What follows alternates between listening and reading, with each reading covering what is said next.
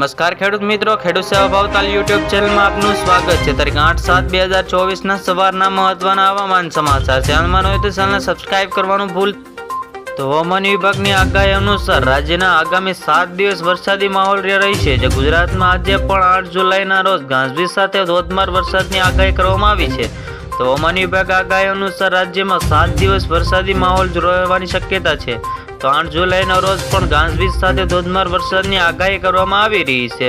તો આગામી 7 દિવસ વરસાદી માહોલ રહેવાની શક્યતા છે। તો હવામાન વિભાગ આગાહી અનુસાર આગામી 7 દિવસ માહોલ રહેશે વરસાદી।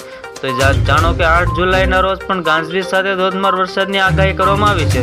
તો દક્ષિણ ગુજરાત અને ઓરેન્જ એલર્ટ આપ્યું છે। તો ઓરેન્જ એલર્ટ આપતા કહ્યું છે માછીમારોને દરિયો ન ખેડવાની સૂચના પણ છે।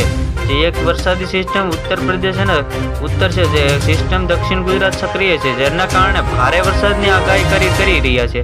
તો જ્યારે હવામાન વિભાગ માછીમારોને દરિયો ન ખેડવાની પણ સૂચના આપી છે। તો અમદાવાદમાં પણ વરસાદી માહોલ યથાવત રહેવાની શક્યતા છે। તો આગામી 7 દિવસ વરસાદી માહોલ રહેવાની શક્યતા। 8 જુલાઈના રોજ પણ ગાજવીજ સાથે ધોધમાર વરસાદની આગાહી કરવામાં આવી રહી છે। તો દક્ષિણ ગુજરાતમાં આજે ઓરેન્જ એલર્ટ આપ્યું છે। તો હવામાન નિષ્ણાત અંબાલાલ પટેલ મતે આગાહી કરી છે। તો બનાસકાંઠા, પાટણ, મહેસાણા, સાબરકાંઠા, ગાંધીનગર, નર્મદા, સુરત, નવસારી, વલસાડ, દાદરાનગર હવેલીમાં ભારે વરસાદ સાથે યલો એલર્ટ આપ્યું છે। તો 6મી તારીખ અને 10મી જુલાઈના સુધીમાં ગુજરાતમાં તમામ જિલ્લાઓમાં હળવાથી મધ્યમ વરસાદની આગાહી કરવામાં આવી રહી છે।